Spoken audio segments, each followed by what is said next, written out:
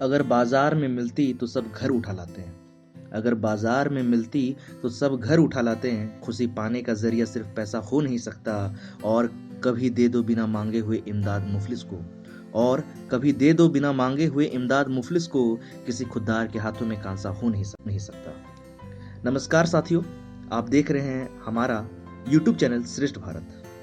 यदि आप भी रेलवे भर्ती परीक्षाओं की तैयारी कर रहे हैं और रेलवे में नौकरी करने के सपने संजोए हुए हैं तो यह वीडियो को अंत तक जरूर देखें। दोस्तों, रेलवे में लगभग 13 लाख कर्मचारी हैं। संभवतः यह सबसे बड़ा संगठन है जो एक साथ 13 लाख कर्मचारियों को रोजगार प्रदान करता है, जिसमें लगभग 3 लाख कर्मचारी इंजीनियरिंग विभाग के ट्रैक मेंटेनर हैं।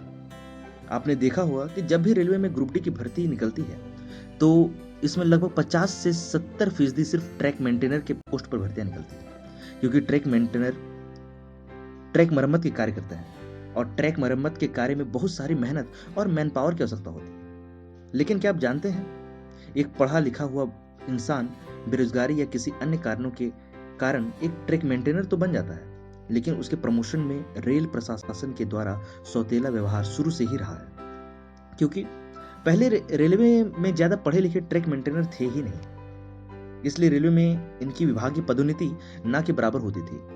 लेकिन अब चूंकि रेलवे में हाई एजुकेटेड ट्रैक मेंटेनर मौजूद है, फिर भी उनका दुर्भाग्य ही कहा जा सकता है कि अभी भी बाबा आदम की दस्तूर इन पे जबरन थोपा जा रहा है।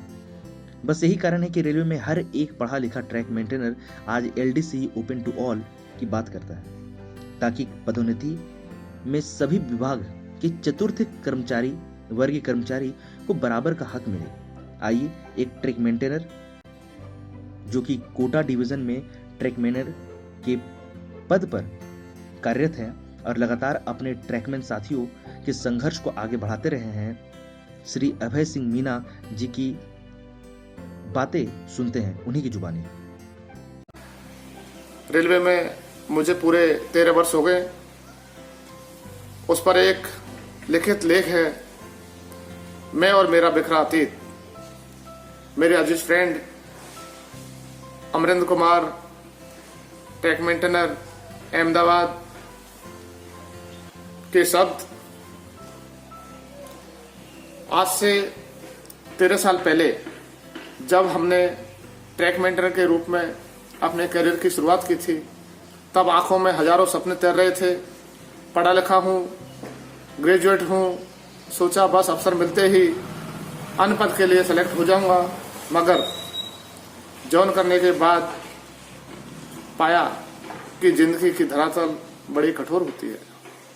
हमारे जैसे हजारों साथी दिन भर कड़ी धूप में अपना खून पसीना बहाते और वक्त मिलते ही किताबों की दुनिया में खो जाते थे।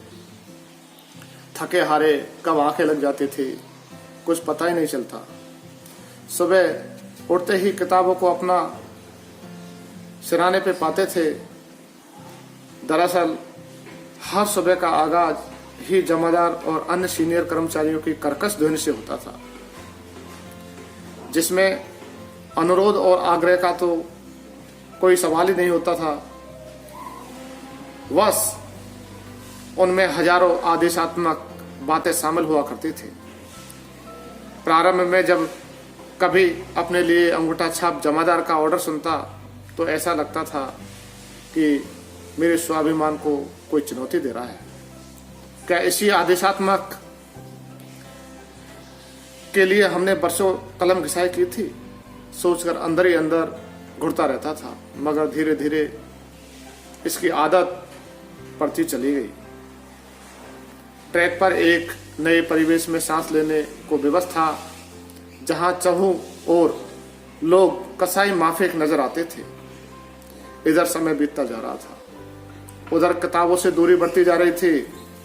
अन्य विभाग के साथी जिसने साथ में ही जॉइन किया था, वो आज हमारे ही सामने काला कोट पहन करके TC गार्ड आदि बन चुके हैं। लेकिन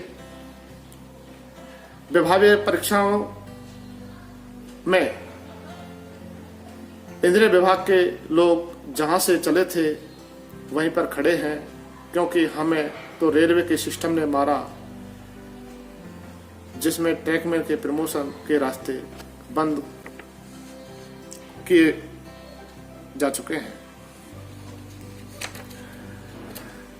इस विभाग में परीक्षाओं का मानो अकाल सा पड़ गया था, मुश्किलें बढ़ती जा रही थी।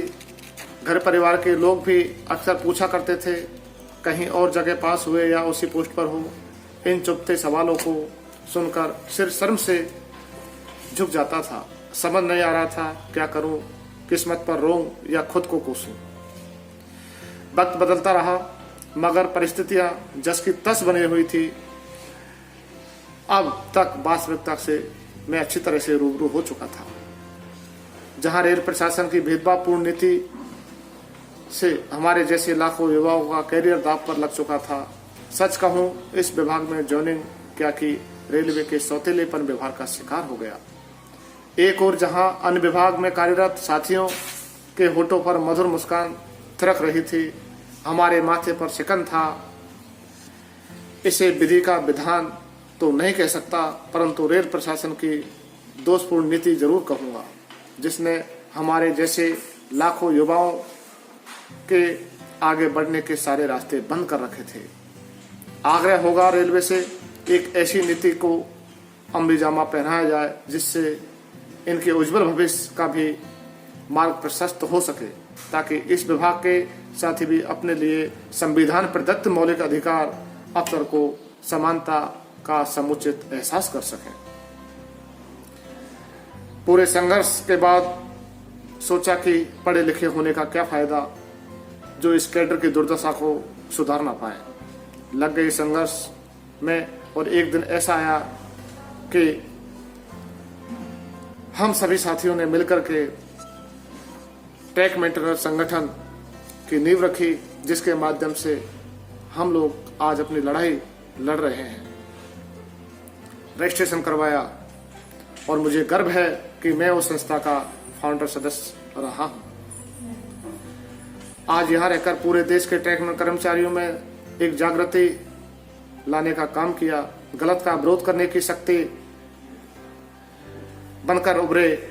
इसके माध्यम से बहुत सारी सफलताएं अब तक पाई हैं, कुछ पाना बाकी है और पाकर के भी हम रहेंगे। एक पीड़ित रेलकर्मी की ये व्यथा कथा आपने सुनी। जय हिंद, जय ट्रैकमैन।